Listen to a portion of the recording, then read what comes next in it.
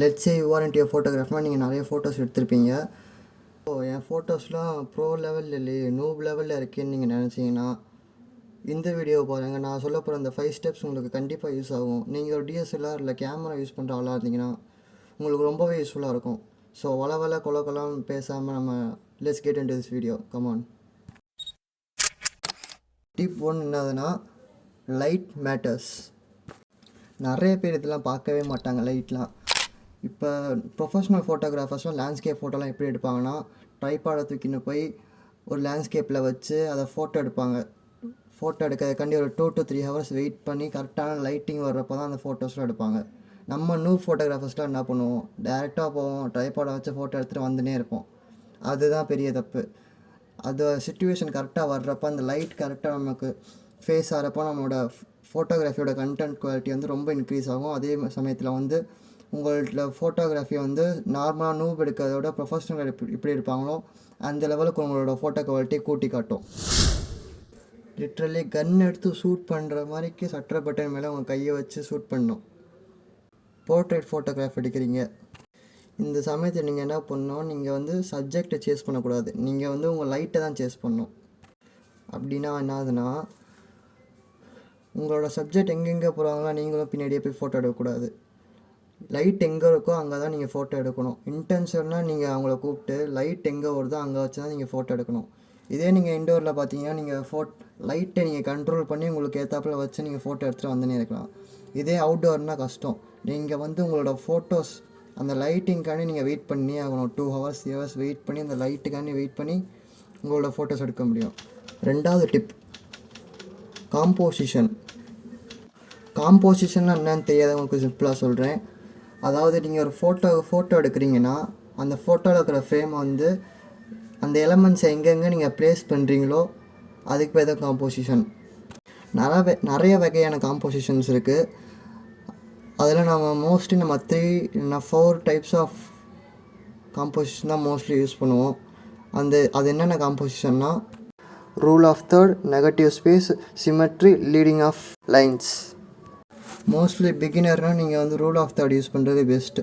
Rule of தேர்ட்னா என்னதுன்னா, உங்கள் ஃபோன்லேயே உங்களுக்கு தெரியும், கிரிட்டுன்னு ஒரு ஆப்ஷன் இருக்கும் ஃபோனில், அதை ஆன் பண்ணி வச்சுக்கோங்க.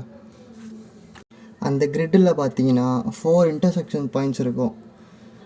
உங்களுக்கு நீங்கள் என்ன ஃபோட்டோ எடுக்கிறதா இருந்தாலும் அந்த கண்டென்ட்டை நீங்கள் அந்த 4 இன்டர்செக்ஷன் பாயிண்ட்ஸ்குள்ளே வைக்க பாருங்கள். ஏன்னா வியூவர்ஸாக நம்ம வந்து நம்மளோட அட்டென்ஷன் ஃபுல்லாக அந்த 4 பாயிண்ட்ஸ்குள்ளே தான் இருக்கும்.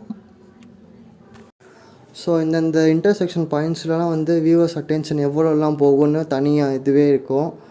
அதெல்லாம் நீங்கள் பார்த்து வச்சிங்கன்னா நீங்கள் உங்கள் கண்டென்ட்ஸில் ப்ளேஸ் பண்ணுறப்போ உங்களோட ஃபோட்டோகிராஃபி இன்னும் கொஞ்சம் அட்ராக்டிவாக தெரியும். எக்கச்சக்கமான காம்போசிஷன்ஸ் இருக்குது. இல்லை ரூல் ஆஃப் தேர்ட் நீங்கள் யூஸ் பண்ணிங்கன்னா உங்களுக்கு ரொம்ப அட்டென்ஷனாக கிடைக்கும் உங்களுக்கு ஃபோட்டோகிராஃப்ஸ்லாம். So composition is must. காம்போசிஷனை பார்த்து நீங்கள் ஃபோட்டோ எடுக்க ஆரம்பிங்க. டிப் நம்பர் 3 என்னதுன்னா, ஷூட்டிங் ரா. அதாவது எந்த ஃபோட்டோவாக எடுத்தாலும் அதுக்கு ஒரு ஃபார்மேட் இருக்கும். ஒரு ஃபோட்டோக்கு ஒரு ஃபார்மேட் இருக்கும். நமக்கு தெரிஞ்ச ஃபார்மேட் ஜேபெக், அதான் மோஸ்ட்லி யாரும் யூஸ் பண்ணுவாங்க.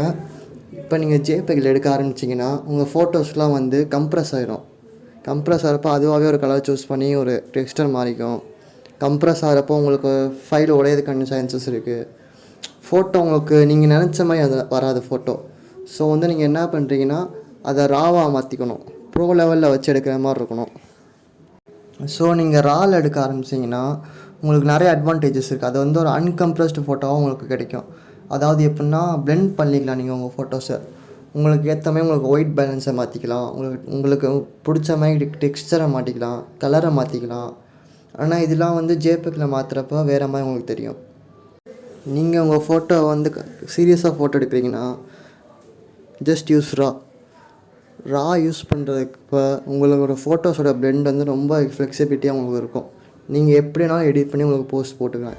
இப்போ ஃபோனில் சில இதில் ராலாம் இருக்காது. ரா இல்லாததில் சில வேறு ஃபார்மேட் இருக்கும். அந்த ஃபார்மேட்டில் போகிற அதை பார்த்துக்கோங்க.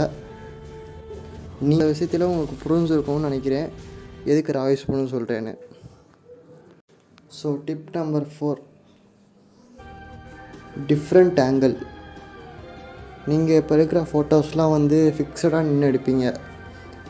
அப்படி நீங்கள் எடுக்கவே கூடாது. அப்படி ஃபோட்டோகிராஃபர்ஸும் எடுக்கவே மாட்டாங்க. டிஃப்ரெண்ட் டைப்ஸ் ஆஃப் ஆங்கிள்ஸில் நின்று நீங்கள் ஃபோட்டோ எடுக்கணும். இப்போ ஃபோட்டோ எடுக்கும்போது உங்களுக்கு ஒன்றும் தெரியாது. நீங்கள் எடிட் பண்ணுறப்ப தான் உங்களுக்கு தோணும், என்னடா எவ்வளோ ஃபிக்ஸடாக இருக்கே ஃபோட்டோஸ்னு. இதே வந்து நீங்கள் ஃபோட்டோகிராஃபர்ஸ் எப்படி இருப்பாங்கன்னா நிறைய ஆங்கிள்ஸ் இருக்கும். Low, medium, high, close up நிறைய ஆங்கிள்ஸ் இருக்கும். ஸோ நீங்கள் ஃபோட்டோஸ்லாம் எடுக்கும்போது எடிட் பண்ணுறப்போ உங்களுக்கு தான் சிரமமாக இருக்கும். ஃபிக்ஸடாக இருக்கும், ஒரே போஸாக திரும்பி திரும்பி வர்ற மாதிரி இருக்கும். இதே நீங்கள் வந்து டிஃப்ரெண்ட் ஆங்கிள்ஸில் வச்சு எடுத்திருந்தீங்கன்னா உங்களுக்கு ஃபோட்டோவோட ஃப்ளெக்சிபிலிட்டி, எடிட் பண்ணுறப்போ உங்களுக்கு ஃப்ளெக்சிபிலிட்டி உங்களுக்கு கிடைக்கும். எந்த ஆங்கிள் உங்களுக்கு ஸ்ட்ரக்சரு, ஃபோர்ஸ்லாம் கரெக்டாக இருக்குது. நீங்கள் எடிட் பண்ணுறப்போ உங்களுக்கு வந்து ரொம்ப ஃப்ளெக்சிபிலிட்டியாக இருக்கும் அந்த ஃபோட்டோஸ்லாம் வந்து எடிட் பண்ணுறப்ப.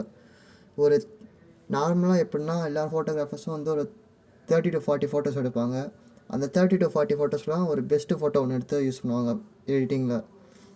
ஸோ நீங்கள் மெயினாக பார்க்க வேண்டியது என்னன்னா, நிறைய ஆங்கிள்ஸில் நீங்கள் எடுக்க பார்க்கணும். நிறைய ஆங்கிள்ஸில் எடுத்தால் தான் உங்களுக்கு ஒரு பெஸ்ட்டு ஃபோட்டோ உங்களுக்கு கிளிக் ஆகும். Different types of angles use பண்ணி பாருங்கள், உங்களுக்கு ஒரு நல்ல டிஃப்ரென்ஸ் கிடைக்கும். நீங்கள் ஒரு ப்ரீவியஸ் ஃபோட்டோ எடுத்ததுக்கும் இப்போ எடுக்கிற ஃபோட்டோவுக்கும் உங்களுக்கு நிறைய டிஃப்ரென்ஸ் உங்களுக்கே தெரியும். So try it out. நீங்கள் எந்த ஃபோட்டோ எடுத்தாலும் அதை கண்டிப்பாக ஷோகேஸ் பண்ணுவீங்க. அதாவது நீங்கள் போஸ்ட்டு போடுங்க.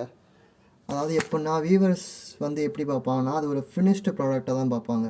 நீங்கள் எவ்வளோ எக்ஸ்பெக்டேஷன் வச்சு நீங்கள் ஒரு நல்ல ஃபோட்டோகிராஃப் எடுத்தாலும் நீங்கள் நினச்சாலும் அது ஓகே லெவலில் தான் உங்களுக்கு தெரியும். ஸோ நீங்கள் வந்து ஃபோட்டோ எடுத்து போஸ்ட் பண்ண எவ்வளோ நீங்கள் உங்களோட ஃபோட்டோஸ் நீங்கள் போடுறீங்களோ அந்தளவுக்கு உங்களோட குவாலிட்டி இன்க்ரீஸ். நீங்கள் நிறைய பேர்ட்ட காமிக்க உங்களோட எக்ஸ்பெக்டேஷன்ஸும் அதிகமாகும். So try it out. Practice. வேறு வழியே இல்லை. நீங்கள் ஒரு சீரியஸான ஃபோட்டோகிராஃபிக்குள்ளே இருக்கீங்கன்னா கண்டிப்பாக இந்த டிப்ஸ்லாம் யூஸ் பண்ணி பாருங்கள். அது ரொம்பவே யூஸ்ஃபுல்லாக இருக்கும். இதெல்லாம் சொல்கிறியடா நீ ஒரு ப்ரோ லெவல் ஃபோட்டோகிராஃபரான்னு கேட்டிங்கன்னா அப்படிலாம் இல்லைங்க. நானும் இப்போ தான் கொஞ்சம் கொஞ்சமாக கற்றுன்னு வந்துன்னே இருக்கேன். ஸோ நான் தெரிஞ்சுக்கினதெல்லாம் உங்களுக்கும் சொல்லி தந்துட்டுருக்கேன். So that's it. இதோட இந்த வீடியோ முடிச்சுக்கலாம். So see you next video. Until then, signing out as your Victor.